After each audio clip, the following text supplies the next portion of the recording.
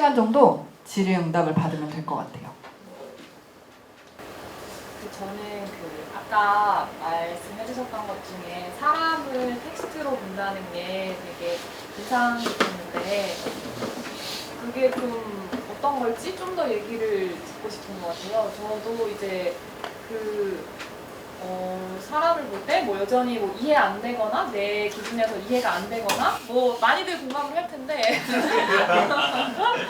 우리는 아직까지 이해가 안 되면 그냥 이해 안 돼 막 이렇게밖에 안 가는데 어떻게 좀 더 그 사람을 이해해 보려는 그런 시선 쪽으로 이렇게 더 방향을 돌리고 이럴 수 있을까?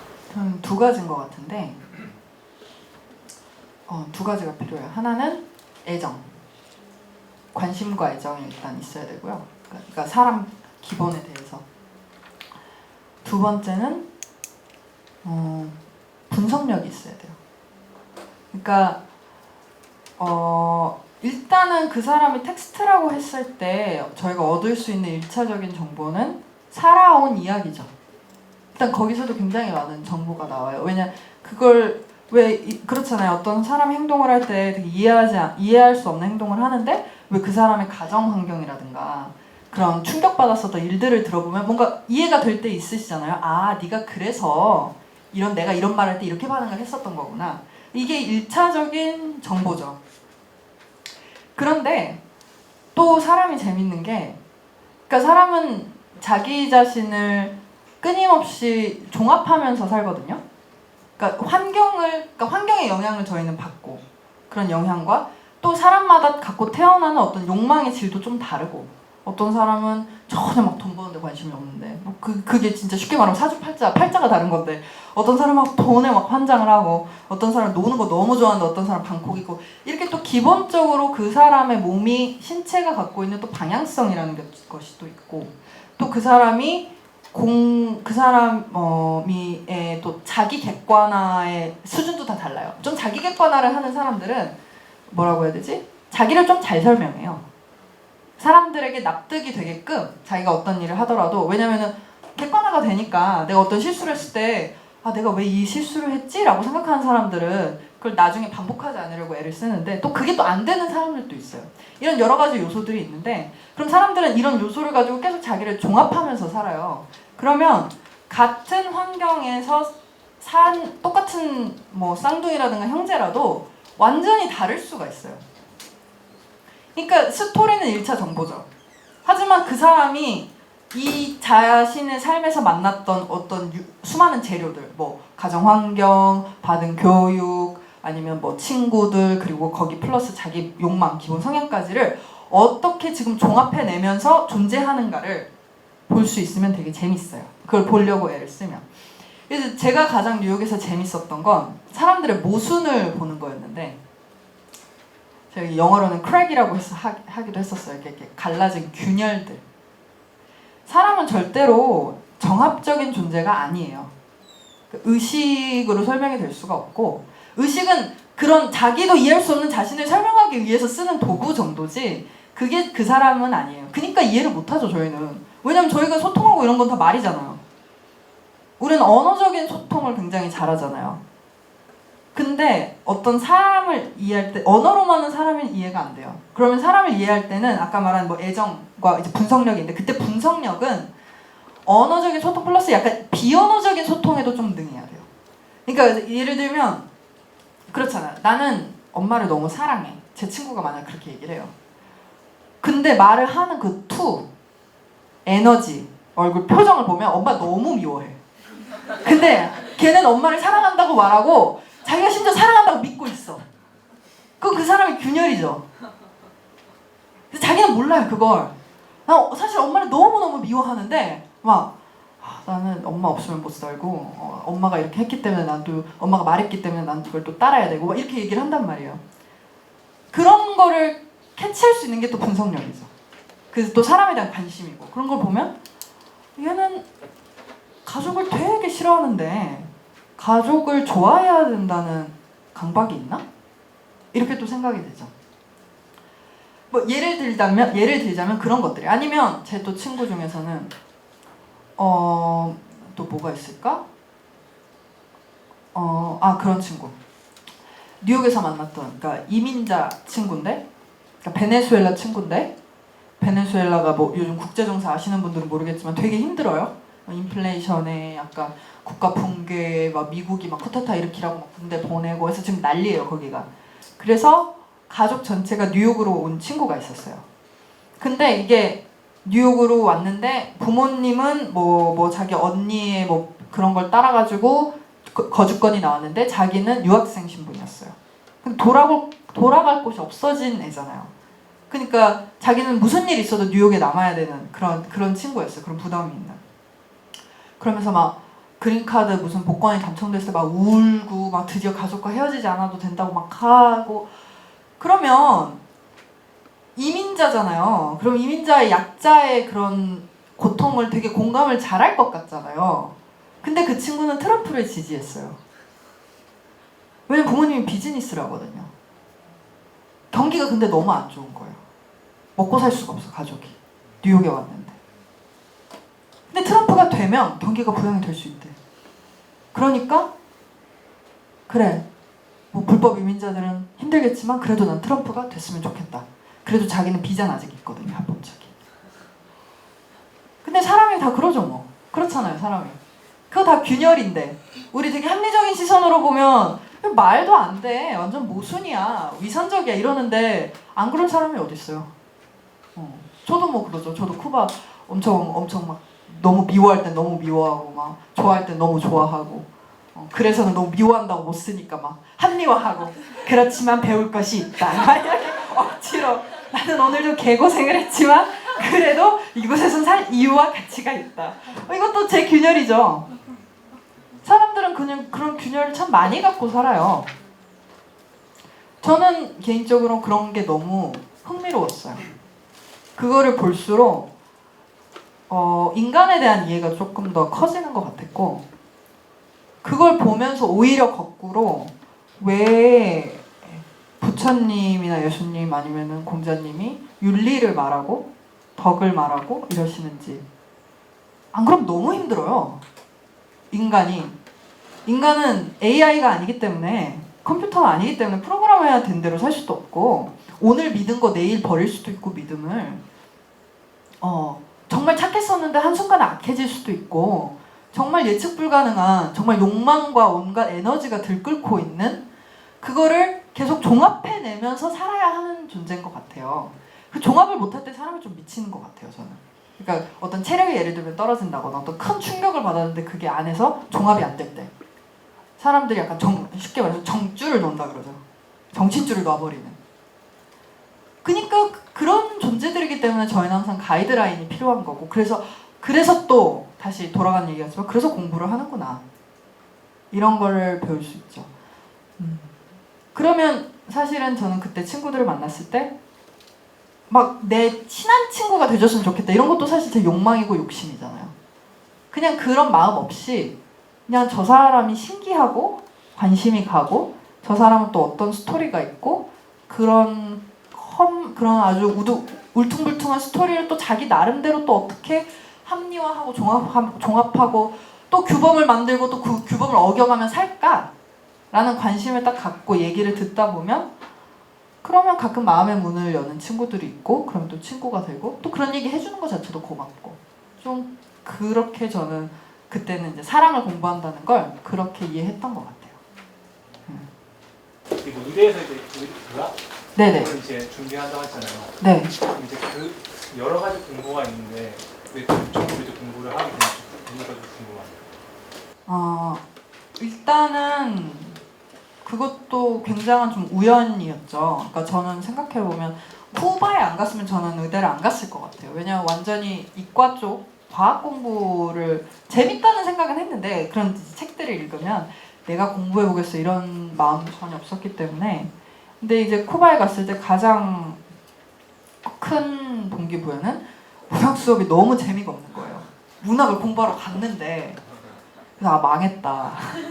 이거 공부하러 와서 이제 연구실에서 장학금, 청년펀드 장학금 다 받고 이렇게 하겠습니다. 계획까지 다 세워서 왔는데 재미가 없어요. 그러니까 약간 제가 놓쳤던 게 좀 쿠바가 정치적으로 경색이 된 나라기 때문에 해석도 조금 경색이 되더라고요. 문학 작품에 대한 해석도.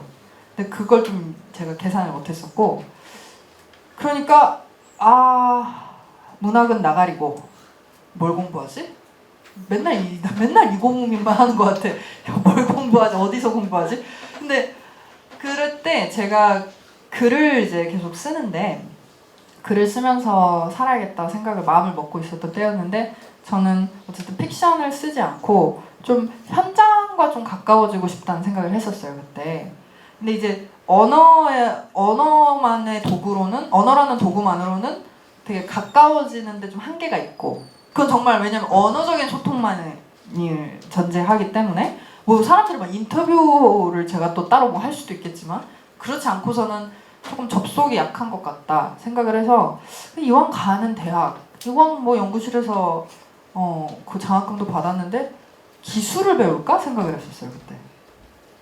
대학을 가는데 철학이니 문학이니 이건 사실 연구실에서 공부하는 게 더 치열하고, 좀 기술을 배우면 내가 좀 구체적인 현장을 가질 수 있지 않을까? 사람들과 만날 수 있지 않을까? 생각하고 제 딴에 이제 생각했던 3가지의 기술, 나름 프랙티컬한 그런 공부를 할 수 있는 전공이 3개가 있었어요. 저널리즘, 인류학, 그리고 심리학. 그리고 제가 이제 리서치를 했죠. 이제 쿠바에서 이 3가지 공부 과목은 어떤가? 아바나 대학에서. 심리학과 가서 제가 커리큘럼 달라 그랬어요. 5년인데 5년 커리큘럼을 달라. 뽑아봤더니 가장 먼저 배우는 게 막시즘 레닌이야. 그래서 나가리. 자, 인간의 심리의 욕망을 공부하는데 막시즘부터 배우는 건 아니다. 여기 망했다. 그 다음에 저널리즘. 생각했는데 쿠바가 언론 통제하는 국가거든요. 그래서 이것도 나가리. 그 다음에 인류학. 원주민이 다 죽었어. 옛날에. 멕시코 갔어야 했어, 내가. 멕시코 나 칠레 이런 안데스 이런 데 갔어야 됐는데, 그래서 또 망했다. 나는 되는 게 없다. 이러다가 그때 만났던 한국 남동생이 의대를 가기 위해서 쿠바에 왔다는 거예요. 그때 의대를 갈까? 생각이 불현듯 들었어요. 그래, 기술하면 역시 의술이지. 그래, 뭐 절대 뭐 항상 일자리가 있는 기술자 아니야. 다 아프니까 사람은. 근데 약간 그 생각이 좀 미쳤다고 생각이 들었는데, 너무 다 완전히 제가 행보를 꺾는 거라 한 3주를 고민했는데 3주 내내 가고 싶더라고요. 그래서 그럼 가고 싶나 보다 하고 연구실에 전화를 해가지고 제가 좀 진로 상담을 다시 해야겠다고 의대를 가겠다 해서, 그러면 한번 해봐라 해서 이제 가게 됐어요. 근데 이제 아마 갔을 땐 조금 긴가민가한 상태로 갔고, 왜냐면 스페인어도 잘 못했고 의학이라는 것도 완전 새로운 세계였는데, 공부를 해보니까 제가 생각했던 것보다 훨씬 좀 재밌어가지고, 지금은 그럼 이제 의학을 공부를 해서 그걸 좀 철학이나 이런 것과 연결을 시켜서 글을 쓰고 싶다. 아니면 이런 걸 제가 나중에 뭐 어느 전공을 가게 될지 모르겠지만, 아니면 그냥 일반의로 남을지 전공의로 남을지도 지금은 몰라요. 근데 제가 뭐 치료를 할 때 제가 공부했던 걸 또 역으로 또 쓸 수 있지 않을까, 좀 이런 생각도 들고, 일단은 공부를 해보고 할 수 있는 건 많을 것 같다, 좀 그런 생각이에요. 그것도 있었다. 그러니까 약간 뉴욕에서 있을 때 굉장히 다양한 사람들을 만났잖아요. 그러니까 인종도 다르고 국적도 다르고 언어도 다르고, 그러면서 사람이 제일 재밌구나, 공부를 할 때. 그때. 그러니까 철학이 재밌고 마음을 공부하니까. 그래서 또 의학이 재밌는 것 같아요. 몸을 공부하니까. 그래서 아마 그때 뉴욕에서 제가 생겼던 사람에 대한 관심도 조금 영향을 줬던 것 같아요. 그 얘기를 좀 더 해주시면 안 돼요? 뭔 얘기? 뉴욕에서 사람에 대한 관심이 좀 생겼을 때. 그런 거죠. 그러니까 타자를 얘기를 할 때, 타자 그냥 뭐 아니면 그 사람 이름 뭐 이런 걸로는 실감이 안 돼요. 저희가 타자를 실감하는 건 그 타자의 몸을 만났을 때 실감이 됩니다. 이걸 조금 더 풀어서 말씀을 드리면, 이거는 시리아에 폭격이 있어. 그래서 아니면 시리아도 있고, 그러면은 뭐 팔레스타인을 해봅시다. 이스라엘이랑 팔레스타인이 이제 또 한 번 전투가 있어서 이스라엘 공군이 팔레스타인 어느 학교에 폭탄을 떨어뜨려서 애들이 17명이 죽었다. 뉴스를 봐요. 안타깝잖아요. 팔레스타인은 저희에게 타자죠. 저희가 타자의 일에 접속을 해보려는 거잖아요. 아, 안타깝다. 이때의 강도랑 내 학급에 팔레스타인 친구가 있어서 같이 공부를 하고 나서 그 뉴스를 읽는 거랑은 완전히 달라요. 제 몸이. 완전히 달라요. 왜냐면 그때 제가 보는 그 팔레스타인이라는 그 이름은 그냥 추상적인 이름표가 아니고 제가 몸으로 아는 사람이거든요. 그리고 저는 그 사람의 체취도 알고 그 사람의 몸의 온도도 알고 그 사람의 머리카락 그 곱슬머리인지 그런 것도 알고 그러면 그 순간에 떠오르는 거 그냥 내가 학급에서 그 대학에서 같이 뭐 영어 시간에 맨날 문학 수업에 맨날 만나는 그 친구와 비슷한 애들 17명이 죽었구나라고 생각을 할 때 오는 느낌은 완전히 달라요. 그건 제가 타자를 아는 거죠. 몸으로. 그거 약간 그래서 어떤 현장도 좀 필요한 것 같긴 해요. 사실 접속력을 높일 땐 타자와 이런 치열하게 공부해서 이제 시선을 넓히고 이런 것도 필요하고 그거 플러스 정말 신체적인 경험도 저는 좀 필요하다고 생각이 드는데 그것도 그래요. 저는 뉴욕에 있을 땐 흑인 친구들은 별로 없었는데 이번에 쿠바는 되게 아프리카에서 온 학생들도 많고 카리브해에서도 많이 오는데 흑인들이잖아요. 그걸 보는데 누구지? 이름을 잊어버렸네? 최근에 미국에서 경찰의 과잉 진압으로 죽은 분이 있잖아요. 그 플로이드, 그 흑인. 목을 이렇게 졸려가지고. 그 뉴스를 보면 올라오는 감정이 달라요. 너무너무 슬퍼요. 왜냐면 그 순간에 제가 뭘 떠오르냐면 한 5년 뒤에 10년 뒤에 내가 뉴스를 보는데 지금 나랑 같이 공부하는 의대생 친구가 저한테는 흑인이 아니고 그냥 친구잖아요. 그 친구가 저 플로이드가 죽은 저 자세로 저렇게 깔려서 목 졸려 죽었다라는 뉴스를 보면 너무 슬플 것 같았어요. 근데 그게 내가 막 도의적이어서 내가 막 도덕적이어서 막 이게 아니고 제가 사는 환경이 그렇고 우리는 몸과 몸을 맞대고 지금 공부를 하고 있고 그렇기 때문에 올 수 있는 감정 같아요. 네, 그래서 그런 걸 보면서 우리는 막 흑인, 백인 이러는데 그건 진짜 딱 색깔이거든요. 피부가 까만 사람, 피부가 하얀 사람이잖아요. 근데 흑인도 정말 피부색이 다 다르고 그 사람들이 갖고 있는 체취도 우리 막 냄새난다 이러는데 체취도 사실은 다 그 지역마다 너무 다 다르고 백인도 마찬가지고 이탈리아인데 백인이라고 하잖아요. 이탈리아 남부 사람들 올리브 색깔이에요. 제가 더 하얘요. 근데 백인이야 어쨌든. 그렇고 쿠바인들이나 카리브 이런 남미 사람들은 뉴욕에서 뭐라고 체크되는지 아세요? 브라운이라고 체크돼요. 섞였다고. 근데 진짜 하얀 백인도 있고 진짜 까만 흑인도 있고 다 달라요. 이런 건 사실 몸에서 오는 것 같아요. 네. 그렇죠. 그러니까 저희가 몸으로 저희가 아는 사람들, 아는 사건들, 몸으로 더 연결하기 쉬운 그런 사건들은 감정이입이 더 잘 되죠. 예를 들면 세월호로 300명의 고등학생들이 죽었어요. 그때 너무 슬프잖아요, 저희가. 왜냐면은 눈에 막 선하잖아요. 교복을 입고 돌아다니는 그냥 한국의 중학생, 고등학생 애들. 걔네들이 죽었다고 생각하면 저희가 막 굳이 착하지 않아도 막 슬프고 접속이 되죠. 근데 비슷한 것 같아요. 이게 그렇게 몸을 맞대면서 살면 좀 알게 되는 것들. 더 이제 접속력이 올라가죠. 결국은 그리고 알게 되는 게 우린 같은 종이다. 호모사피엔스다. 그냥 우린 동물이고 다 같은 종일 뿐이고 그런 거를 이제 그런 다양한 몸들을 만나게 되면 남는 건 그거가 남는 것 같아요.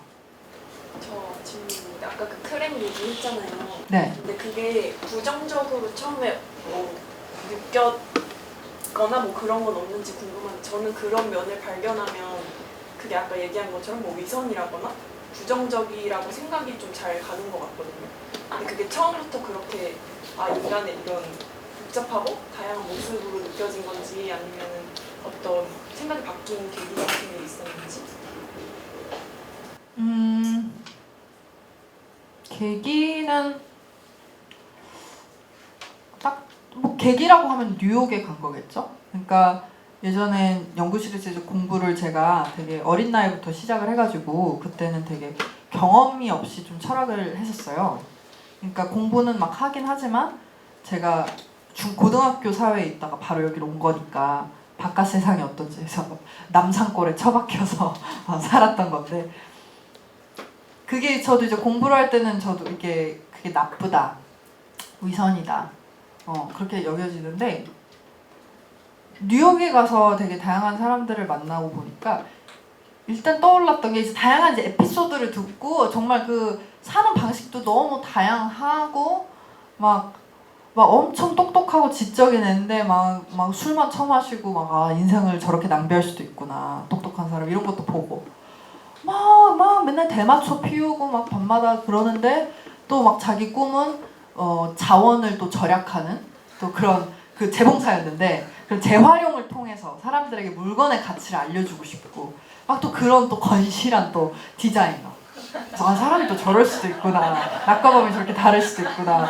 뭐 이런 약간, 이 연구실은 또 다 일단 건전하니까 공부하고, 여기서 보지 못하죠 비양생적으로 살면서 또 나름대로 사는 사람들 모습을 쫙 보고 나니까 무슨 생각이 들었냐면, 크랙 없이 사는 건 좀 불가능한 것 같고, 그거는 뭐 인조인간 아니겠어요? 거기서 오는 인간미도 있는 것 같고, 그리고 무엇보다 제가 느꼈던 게 사실은 그게 그 사람을 말해주는 것 같아요. 저는 어떤 사람을 봤을 때 저 사람이 누구인가를 말해주는 건 저 사람이 제일 잘하는 것도 아니고, 저 사람이 제일 잘나고 내세우는 것도 아니고, 그 크랙, 그 모순, 근데 이제 그거를 풀지 못하고 계속 가져가면 늙으면 뭐 꼰대가 되겠죠? 그리고 아프겠죠. 저는 이런 모순이 크면 클수록 그 사람이 가장 힘들 거라고 생각해요.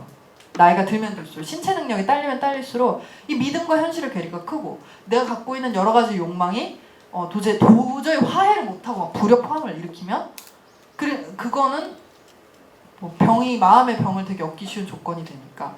그리고 하지만 제가 뭐 딱히 할 말이 없어서 크랙이라고 하는데, 그 크랙은 동적이에요. 또 그게 가만히 있지 않아요. 그 사람이 살면서 또 배우는 것이 있고 자기 성찰이 있고 이러기 때문에 또 계속 역동적으로 변해요. 그 사람이 부닥친 그 문제, 난관, 모순, 욕망의 불일치, 불협화음, 이런 거는 하나로 고정이 돼 있으면 그게 문제죠. 사람이 변하지 않으니까. 하지만 사람은 나아가고 관계를 변화시키고 또 노력하고 이러기 때문에 그것이 또 변해요.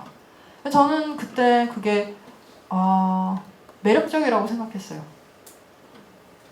다들 엄청 열심히 살려고 하는 그 뉴욕에서 다들 그 풀리지 않는 그런 것들을 가지고 어떻게든 좀 또 풀어보려고 하고, 그게 실패해서 병들어서 고집만 센 늙은 노인이 되기도 하고, 아니면 뉴욕을 떠나보고 또 싶어 하고, 그냥 이런 것들이 다 살려고 하는 그 인간의 노력인 거니까. 그러니까 그런 걸 보려면 일단은 판단을 좀 내려놔야 되는 것 같아요. 제가 인생에 갖고 있는 원칙과 시시비비를 내려놔야 그런 것들이 좀 이해가 되는 것 같아요. 물론 그게 옳다는 건 아니에요. 대마초 맨날 피우는 거 불법이잖아요. 그리고 몸이 안 좋은데 맨날 피우고 있으면 피우지 말라 그래야지, 그 사람한테, 친구니까. 근데 그거 이전에 그 사람을 이해할 때는 그런 마음을 일단 내려놔야 보이는 게 있는 것 같아요.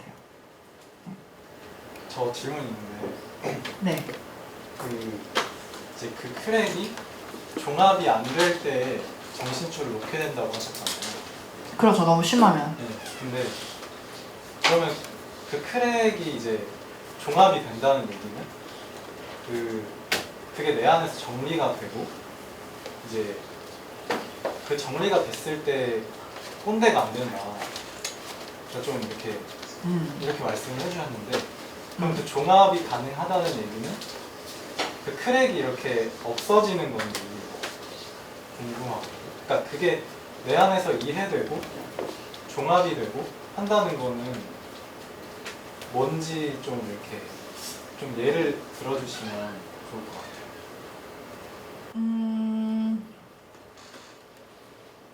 뭐 없어진다고 뭐 할 수도 있고, 뭐 완전히 없어지는 거는 불가능할 텐데, 근데 이건 되게 연구실에서 얘기하는 것과 일맥상통하다고 생각을 하거든요. 왜냐하면 그런 여러 가지 그 모순과 그 힘듦과 다 자기 나름의 여러 가지 들끓는 욕망들이 하나로 도저히 꿰지지 않고 이것도 해야 될 것 같고 저것도 해야 될 것 같고 이것도 하고 싶고 저것도 하고 싶고 제일 괴로운 게 자기 자신이거든요.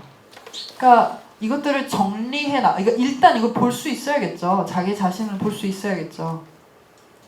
내가 무슨 욕망을 갖고 있는지, 이 욕망은 어디서 왔는지, 내 진짜 선천적인 신체의 방향인 건지, 아니면은 내가 그런 가정 환경에서 뭐 부모님한테 세뇌를 당했는지, 뭐 여러 가지 자기 맥락들이 있을 거 아니에요. 일단은 그거를 통찰을 해야겠죠. 그리고 통찰을 하면 어느 정도 답이 나오죠. 그러니까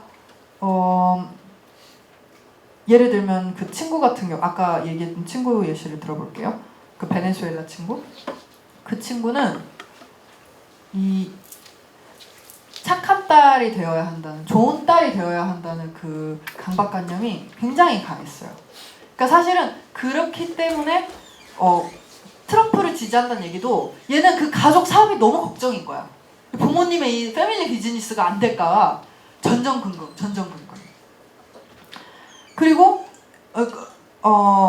그러니까 얘는 또 그 자기 욕망, 또 주류 사회에 또 편입하고 싶은 또 욕망이 있었어요.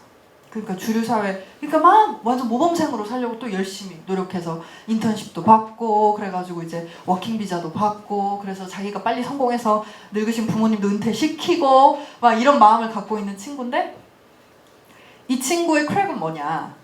착한 딸이 되고 싶고 엄청 노력을 하잖아요. 근데 얘가 부모님을 따를 수 없는 뭐가 하나가 있었어요. 남자 취향. 왜냐면 얘는 부모님이 중국인이었거든요. 베네수엘라이지만 부모님이 중국에서 베네수엘라 이민을 갔어요. 그래서 얘를 낳았어. 그러니까 딸만 5을 낳으신 딸부자집인데 얘가 막내였고 또. 근데 이게 애들은 외모는 중국인인데 베네수엘라에서 태어나서 자랐잖아요. 남미 여자예요. 이렇게 보면 이렇게 사진을 보여주잖아요. 제 남미 친구들한테. 남미인 줄 알아요. 이 인상과 이 뿜어져 나오는 에너지가 사진만 봐도 아시아 애가 아니야. 그럼 아시아 남자에게 끌리겠어요? 열정적인 남미 애가? 근데 엄마 아빠는 아닌 거지. 착한 딸이려면 중국인, 한국인, 몰라, 일본인, 하여튼 좀 찬란한 아시아인, 아니면 역시 백인. 네, 백인. 한국에서도 국제 결혼할 때 백인이면 좀 깔고 들어가잖아요. 백인. 근데 얘가 꽂히는 건 다 우리가 말하는 그 브라운 색깔의 열정적인 그 푸에르토리코인, 에콰도르인. 또 애가 또 연애도 엄청 막 하고 그 열정이 들끓는. 그럼 어떡해요? 계속 싸우지 이거 가지고 부모님이랑. 싸우고 울고 불고 안 끝나요 이건. 이 불화가 끝나겠냐고요. 얘 안에 그 2가지 욕망이 있는데 그게 걔의 크랙인 거잖아요. 그거를 이제 자기가 직시를 할 수 있으면 근데 얘는 그게 크랙인지 모르는 이유가 착한 딸이 돼야 된다는 이걸 의문시한 적이 없거든요. 얘는 너무 당연한 거야 이게. 우리 부모님은 정말 이민자로서 어렸을 때부터 너무 우리를 열심히 키워줬고 그럼 당연히 내가 부모님한테 효도해야 되는 거고 당연한 거 아니야? 그래서 내가 너는 너무 좀 그런 강박관념을 좀 내려놓을 필요가 있지 않냐? 네가 그 외동딸도 아니고 위에 언니가 넷인데 왜 네 혼자 그러냐? 왜 부모님 아픈데 네가 데려가냐 부모님을? 언니가 넷인데. 그래도 얘는 의문실 안 하죠.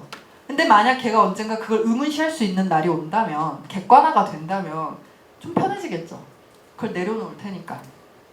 그럼 조금 더 화합이 일어나겠죠. 그 안에서. 이건 뭐 하나의 예시예요. 그러니까 일단은 자기 객관화가 되어야 하고, 그리고 내가 이런 성향이고 이런 조건이고 이런 걸 객관적으로 파악을 하고, 포기할 수 있는 것들을 포기하고 조율할 수 있는 것들을 조율하고, 그러면 이게 크랙을 없애야 된다 이런 당위를 갖는 게 아니고요. 삶이 좀 편해져요. 자기가 사는 게. 근데 저는 그런 문제를 갖고 있다는 게, 문제를 갖고 있는 건 문제가 아니라고 생각해요. 저는 문제를 가지니까 사람이 재밌지 않나요? 흥미롭고. 그럼 문제 하나 해결하면 또 다른 문제 오고 그러잖아요. 살다 보면. 계속 하는 거죠. 그러니까 그러지 않을까. 그러니까 제가 갖고 있는 원칙은, 저와 이런 공부의 토대를 공유하지 않는 친구들을 볼 때는 제가 쉽게 개입을 안 해요.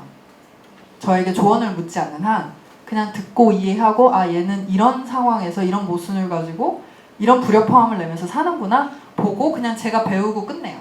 저에게 조언을 물어보면 이제 제 생각이라고 하면서 얘기를 해주죠. 하지만 공부를 하는 사이라면 같이 공부를 하는 사이라면 뭔가 문제를 해결해보고 싶어서 만난 사이들이기 때문에 조금 더 그런 걸 더 적극적으로 서로에 대해서 얘기를 할 수 있겠죠. 그리고 저 자신 나의 불협화음에 대해서는 당연히 저도 줄여가고 싶죠.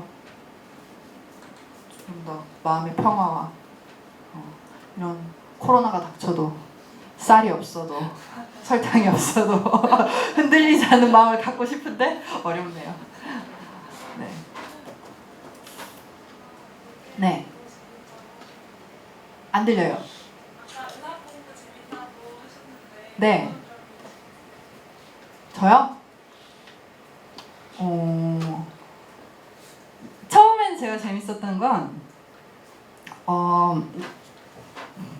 철학 공부를 막 할 때 제가 들었던 그러니까 갖고 있었던 그 존재 상상력이죠. 존재에 대한 상상력. 그러니까 저희가 막 다 철학에서 주체를 얘기하고 탈주체를 얘기하고 저희 자기 자신을 이해하려고 철학을 하잖아요. 인간은 어떤 존재고 막 정의도 다양하고 이런데 그런 걸 읽으면서 아 그렇지 인간 이런 존재 저런 존재지 이런 생각들을 하는데 그런 여러 가지 상상력에 되게 구체적인 토대를 제가 배우고 있다는 생각이 들어요.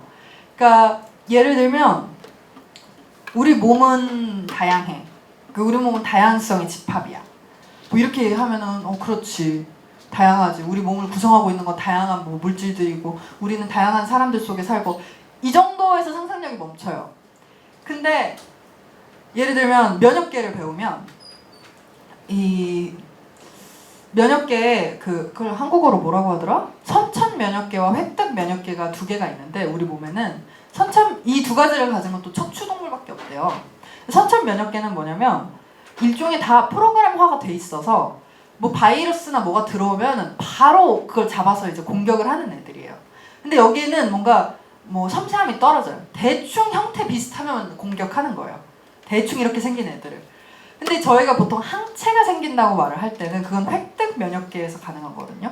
이게 이제 이 선천 면역계는 들어오자마자 공격을 합니다. 바로 한 2, 3일. 그래서 막 그때 막 열나고 염증 생기고 이게 다 선천 면역계의 반응인데 획득 면역계는 한 일주일 정도 걸려요. 그럼 이제 저희 면역계의 어떤 정찰병 같은 세포들이 걔를 하나 떼내가지고 이 바이러스에 붙어있는 단백질이나 박테리아에 붙어있는 단백질을 떼내서 어떤 면역계 베이스, 약간 밀리터리 베이스 같은 데 가져가면 그거와 딱 맞는 항체를 생산을 시작해요.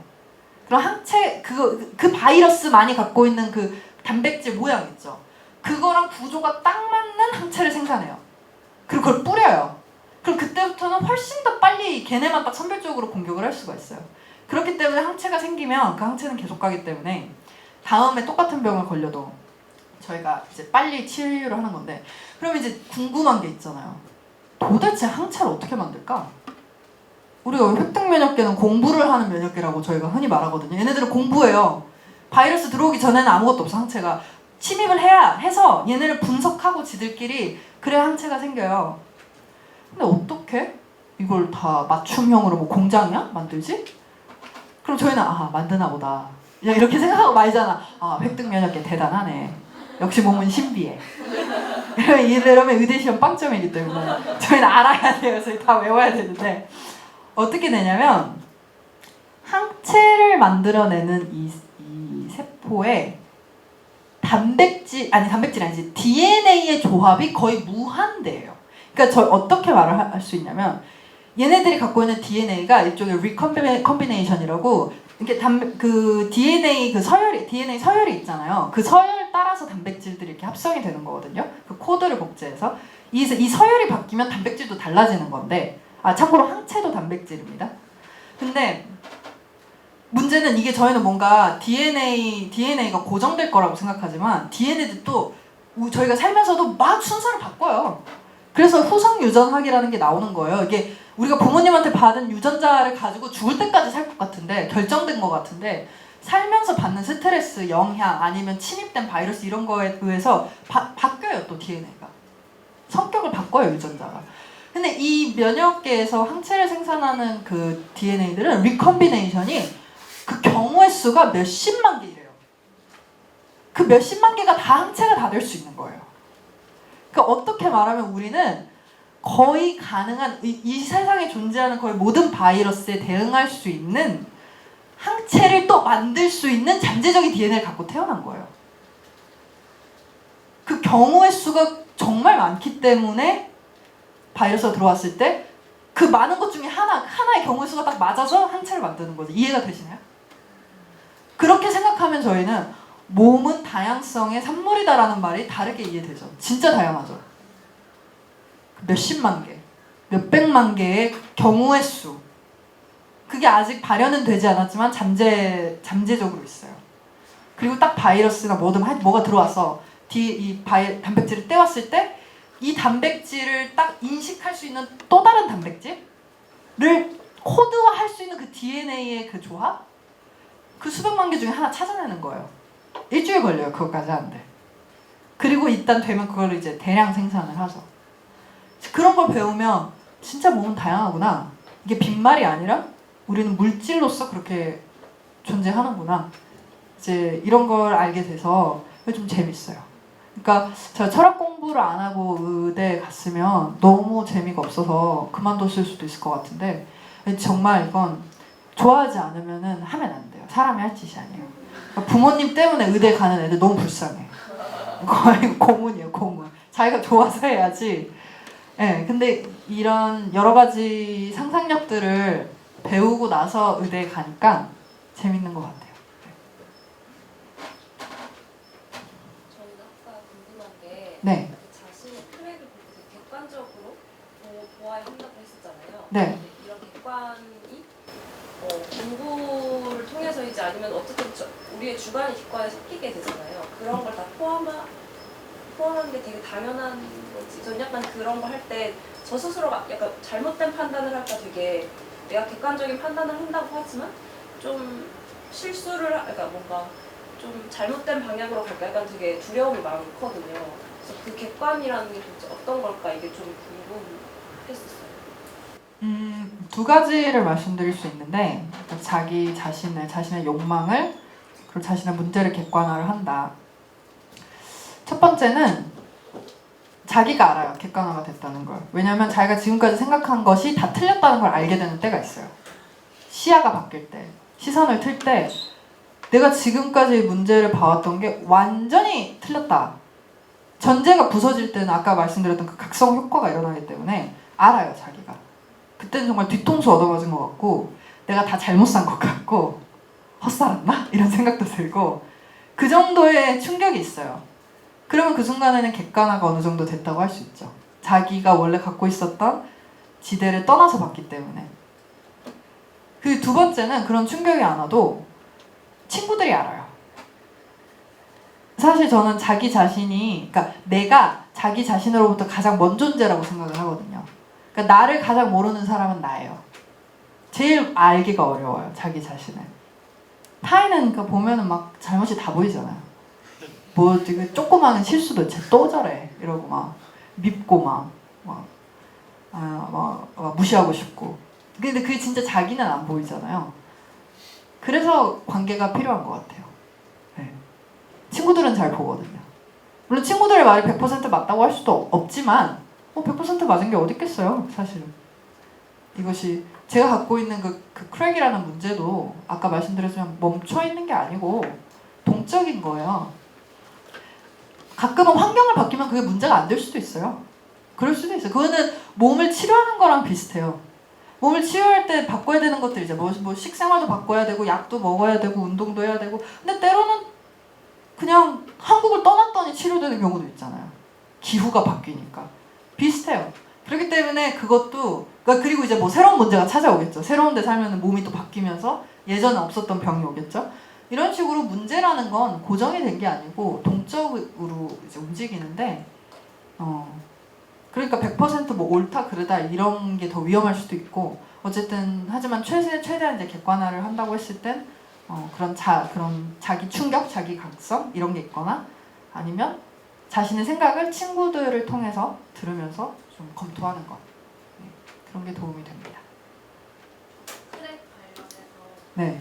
직시한다고 이야기를 하셨을 때 그게 뭔가 그 두 가지 모습이 있다? 그런 거를 아는 저랑 또 다른 것들을 봐야 하는 게 있는지 직시한다는 게 좀 어떤 건지가 직시한다. 네 그런 트랙을 본다는 게 아 내가 이런 욕망도 있고 이런 욕망도 있는데 이게 부딪히고 있구나 이거를 아는 건지 일단은 아는 거죠. 왜냐하면 보통은 그것도 몰라요. 아까 말씀드린 제 친구 예시처럼 너무나 당연시하기 때문에 착한 딸로 살아야 된다는 걸 예를 들면 얘는 남자친구를 데려올 때마다 엄마한테 너무 상처를 받고 막 울고 우리 집에 오고 며칠씩 안 가고 이런 막 드라마를 하는데 이게 사실은 자기한테서도 비롯된 거잖아요. 근데 그거를 모르죠. 근데 보통은 저는 50%는 알면 일단은 좀 가벼워지는 게 있어요. 그러니까 보통 사람이 진짜 괴로울 때는 뭐가 문제인지 모를 때 괴로워요. 난 괴로운데 힘든데 인생이 별로 안 풀리는데 뭐가 문제인지 모르겠어요. 정확하게 말할 수가 없어. 일단 볼 수 있고 그걸 말할 수 있다는 건 일단은 반은 한 거라고 생각해요. 그것의 실체를 아니까. 그럼 그 다음에는 이렇게 해볼까? 저렇게 해볼까? 해결책이 나오겠죠. 그리고 좀 이런 공부를 해서 이런 직시하는 힘이 세고 아니면 이런 직시하는 힘을 가진 친구가 옆에 있다면 그걸 알기까지 좀 시간이 단축되겠죠. 보통 사람들은 이게 오래 걸리면은 온갖 삽질을 다 하고 온갖 막 힘든 일을 겪고 나서 나중에 알게 되잖아요. 아, 내가 이랬었구나. 근데 뭐 공부의 장점은 그런 시간을 좀 단축시켜준다는 거? 네, 그런 것 같아요. 네. 네네. 공부를 하는 게 자존심을 세우는 방법이라고 하셨잖아요. 네네. 근데 어떨 때는 자존심이 너무 상할 때도 있잖아요. 그러다 보면 아, 저 자존심이 상하는 거요? 되려 예. 각성처럼 내가 알고 있던 게 틀렸어라거나 내 방식이 이게 아니야 이런 걸 깨닫게 될 때 갑자기 겁이 막 확 나면서 자존심이 상한다 이렇게 얘기가 있을 때 상할 수 있죠. 근데 그렇게 공부를 하면서 그렇게 상하는 자존심은 빨리 버리셔야 돼요. 아까 말씀드린 것처럼 추한 자존심이기 때문에. 그 말인즉 내가 아는 게 뭣도 없으면서 자존심만 세웠다. 그러면 빨리 포기하는 게 좋죠. 제가 말하는 자존심을 세우라는 건 바닥부터 차근차근 자기가 아는 만큼 세울 수 있는 자존심인데 그러면 좀 남들 앞에서 당당하게 살 수 있는 힘이 되는데 저는 막 쟤는 너무 자존심이 세 막 이럴 때 보통 문제가 되는 건 그만큼 공부에 힘이 못 따라오는 자존심일 때 좀 그런 문제가 되는 것 같아요. 그러니까 그만큼 이제 공부한 게 많은 사람들은 뭐 당당하고 얘기하고 그걸 자기 의견도 피력할 수 있고 뭐 그 과정에서 뭐 토론을 하다가 뭐 기분이 상할 수도 있고 하지만 어쨌든 자기가 공부한 걸로 자기 말로 자기 걸 얘기를 한 거잖아요. 그리고 거기에 자긍심이 있기 때문에 자존심이 나오는 건데 보통은 저희가 이제 자존심이 인간관계라든가 아니면 자기 자신과의 관계에서 문제가 될 때는 그만큼의 사실은 공부가 없는데 그냥 사람들이 날 인정해 줬으면 좋겠는 마음이 앞설 때 문제가 된다는 생각이 들거든요. 그러니까 그렇게 근데 자존심이 상하는 건 너무나 당연한 일인데 자아를 다치니까 그거는 그날 친구들이랑 술 마시고 약간 좀 뒷담화하고 그러면서 감정을 좀 흘려보내시고 다시 공부를 하시면 될 것 같아요. 근데 가장 좋은 건 그렇게 공부를 하다 보면 아까 말씀드린 것처럼 자존감이 딱 채워지는 때가 오거든요. 그럼 굳이 자존심을 내가 세워야겠다는 생각도 잘 안 들어요. 나는 난데? 내가 나를 인정해버리는 그런 순간이 오게 되면 그럼 좀 더 편한 것 같아요. 저는 세환이 글쓰기랑 어떻게 예. 가르치고 있는지 이런 게 좀 궁금한데 요새 저는 좀 글이 되게 꽉 막히고 있기도 하고 그래서 이전까지는 너무 좋고 재밌고 즐거웠고 이랬는데 요새 이렇게 되니까 되게 막 벅차다 이런 느낌도 들고 그렇더라고요. 근데 아까 글쓰기를 이제 계속해서 하고 싶다고 했었는데 좀 어떤 마음이나 어떤 느낌, 어떤 생각으로 좀 대하고 있는지 이런 걸 좀 궁금한 것 같아요. 네. 저한테 글쓰기는 두 가지 의미가 있는데 하나는 공부의 방편이죠. 글쓰기는 좀 이런 글을 안 쓰면 확실히 공부의 밀도가 떨어지는 것 같아요. 네. 책을 읽어서 뭔가 막 각성이 와도 그거를 내 말로 이렇게 실제로 꺼낼 수 있어야 한번 이렇게 소화가 되고, 그러니까 체득이 된 거거든요. 딱 그만큼이. 책을 읽고 제가 막 100 정도의 감동을 받아도 그걸 제가 10만큼만 쓸 수 있다면 사실은 10만 남은 거예요. 나머지 90은 증발했다 이런 거죠.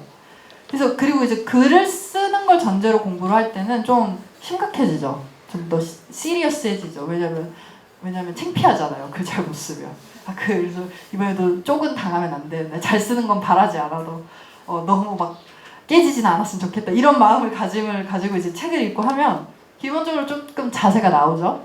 그리고 또 글을 딱 쓰고 나면 내가 어디까지가 막혔고 어디를 뚫었구나 좀 명확해지는 지점도 있고, 글을 통해서 사람들이 내 공부에 개입할 수 있는 것도 있고, 그래서 일단 저는 기본적으로 글쓰기는 저에게는 공부의 방편. 그러니까 잘 써지든 안 써지든 일단 공부를 하면 글을 쓴다.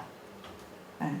그 중에 잘 된 글도 있고 안 되는 글도 있죠. 잘 된 글은 제가 잘 만난 거고 그 책과, 안 되는 글은 애썼으나 안 된 거겠죠. 그리고 이제 저한테 이제 두 번째로 이제 글을 쓰면서 살고 싶다는 건 약간 조금 맥락이 다른데, 그거는 제가 어떤 직업으로서 앞으로 살아가는 태도로서 글을 써야겠다. 그러니까 평생 글을 쓰면 살아야겠다라는 생각을 뉴욕에서 했었어요.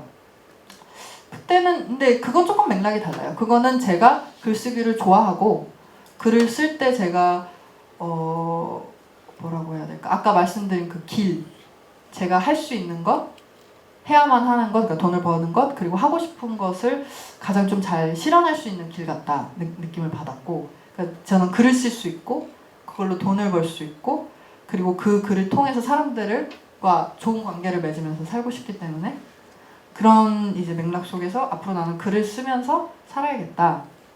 그렇게 생각을 했었죠.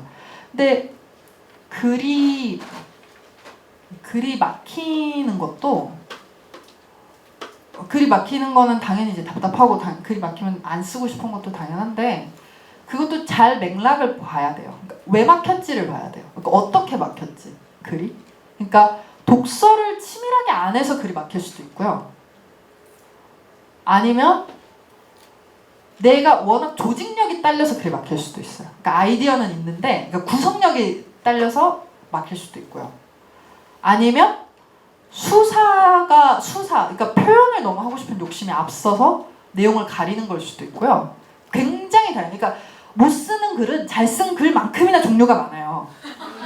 그러니까 잘 보셔야 돼요. 그러니까 이 세상에 똑같은 사람이었고 그 사람들이 갖고 있는 이 문제 크랙이 똑같은 게 없듯이 못 쓴 글도 다 달라요. 그러니까 내가 왜 못 쓰는지, 어떻게 못 쓰는지를 봐야 돼요. 그러니까 내가 아이디어도 있고 내가 접속했고 강도도 있는데 이거를 어떻게 풀어야 되는지 구성력이 딸려. 이걸 아니면 나는 풀었는데 사람들이 잘 공감을 못해. 그럼 사람들이 더 공감할 수 있는 소재를 가져와야 되나? 이런 글은 이렇게 방향이 될 거 아니에요. 고민의 방향이. 근데 그게 아니고 막 그러니까 너 수사에 심취했어. 이런 사람들은 무조건 문장 짧게 써야 되고 무조건 수사 다 덜어내야 되고 가장 간단한 명료한 글을 쓰기 위해 노력을 해야겠죠. 또 어떤 사람은 너무 감정이 막 정념에 불타. 감정만 있어. 그래. 그런 사람들은 항상 그 감정 뭐 여러 가지 방법이 있을 수 있겠지만 감정을 토해내는 뭐 일기를 한번 쓰고 나서 이 글을 이제 버리고 여기 있는 걸 안 쓰면 되겠다 하고 새 글을 쓴다든가 여러 가지 전략을 짜셔야죠. 일단은 그걸 봐야 되고 자기가 왜 못 쓰는지 그 걸려 넘어진 지점을 정확하게 보시고, 플러스 나는 왜 글을 쓰고 싶은가가 장기적으로는 필요할 거예요. 그러니까 글이 공부의 방편이라는 거는 제가 생각하는 여기 공부하시는 분들 모두에게 해당이 되고요. 그러니까 프로그램을 하시는 동안은 글쓰기를 피하실 수 없겠죠. 연구실에 있으면. 그러니까 그 안에서 열심히 하시고 공부의 내공을 키우는 그런 방편으로, 그 외에 저처럼 글을 쓰면서 살고 싶다라는 생각이 드신다면 아마 그때는 왜 그러고 싶은지 태도를 아마 정해야 하는 그런 시점이 오지 않을까 싶습니다. 그렇죠. 그러면 독서를 치밀하게 안 해서 네, 글이 안 풀릴 때는 어떻게? 독서를 치밀하게 해야죠. 네, 어떻게 독서를 치밀하게 하냐고요? 몇 번 읽으세요, 책을? 거의 한 번도 없네요. 그러니까 못하지. 3번은 읽으면 돼요. 책을. 어떻게 저는 그러니까 뭐 어려운 책일수록, 특히 철학책일수록, 그러니까 아주 밀도가 높은 책일수록 최소 3번은 읽으셔야 되는데 3번 안 되면 2번이라도, 1번은 안 돼요. 저는 이렇게 공부를 했었어요. 처음에 밑줄을 그을 때, 그러니까 처음 책을 읽을 땐 연필로. 그래서 그때 이제 밑줄을 그어가면서 책을 읽어요. 그리고 2번째 때는 약간 색연필, 색을 달리. 그럼 밑줄 그어지는 부분이 달라요. 다른 게 보여요. 그리고 3번째 읽을 땐 볼펜을 썼어요. 왜냐면 이미 다 들어오졌잖아요, 책이. 그러니까 이제 가장 잘 보이는 볼펜을 쓰는데, 그때는 책을 읽으면서 저는 독서를 할 때 다이소에서 나온 책에 이렇게 붙이는 거 있는데 색깔별로 포스트잇 같은 건데 이렇게 거기다가 네임펜을 가지고 내용을 분류를 하면서 읽었어요. 예를 들면은 호메로스의 그런 서사시를 읽는다면 사랑이 나오는 부분은 예를 들면 제가 핑크색으로 다 사랑 써놓고 분홍색으로 다 이렇게 해놓고, 욕망 명예욕이 나오는 부분 예를 들면 파란색으로. 그러니까 한 2번 읽었으니까 좀 머릿속에 남는 기억나는 패턴들이 있지 않아요? 이 책이 얘기하고 싶은 주제들이 대충 이런 것 같은데? 그러면 이제 3번째 마지막에 읽을 때는 그런 거를 다 이렇게 분류를 해가면서 스티커를 다 붙였어요. 색깔 깔별로. 그리고 나서는 그 베껴 썼어요. 베껴 쓰면서, 그러니까 제가 그러니까 포스트잇 붙인 부분들을 다 베껴 쓰고 나서 그 다음에 발제라는 글을 쓰든 했어요. 그렇게 하면 좀 치밀해지죠. 어쨌든 여러 번 읽으니까. 그냥 궁금한 건데 어떻게 그렇게 선택을 가볍게 할 수 있었다고 생각하세요? 내면이 없나 봐. 맨날 듣는 말인데 생각이 없다고, 속이 없다고. 글쎄, 성격이겠죠. 근데 아마도 그 당시에는 공부가 재밌고 공부를 하고 싶다 말고는 딱히 정해진 게 없어서 인생에 대학을 간 것도 아니었고 가고 싶은 생각도 없었고 취직을 해야겠다 이런 것도 없으니까 그냥 그때는 그래서 좀 가볍게 뭐든 경험해보면 좋겠지? 좀 이러면서 팍팍 좀 틀었던 것도 있었고, 그러니까 그런 뉴욕이나 쿠바를 선택할 때는 다른 걸 보고 싶다라는 욕망이 있었겠죠. 제 지금 대운에 역마살이 들어온 것도 영향을 끼쳤겠지만, 그리고 의대를 결정할 때는 사실은 제가 제 자신의 공부를 좀 믿는 면이 있었어요. 나는 무슨 공부를 하든 치열하게 해왔고 할 수 있지 않을까? 그러니까 재밌지 않을까? 그러니까 재미없으면 그만두지만 아예 또 못할 것도 아닌 것 같다. 그래서 의대 공부 처음 시작할 때 되게 오랜만에 연구실 처음 왔을 때 철학책 읽었던 기분이 그때 생각이 났어요. 그때랑 비슷했거든요, 기분이. 딱 펴놓고 하얀 게 종이요 검은 게 글씨로다. 읽고 졸고 다시 읽고 졸고 있잖아요. 근데 그걸 한 번 했잖아요, 제가. 그러니까 또 할 수 있지 않을까? 좀 그런 생각이 있었던 것 같아요. 그러니까 공부가 보험이에요. 평생 보험. 하지만 이제 조금 생각을 하고 결정을 하려고요. 이 팬데믹을 맞고 나니까 좀 조심성을 좀 가질 필요도 있다.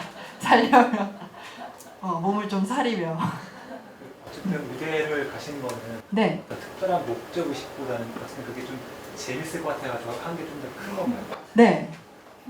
저는 의학이 궁금해서 갔죠.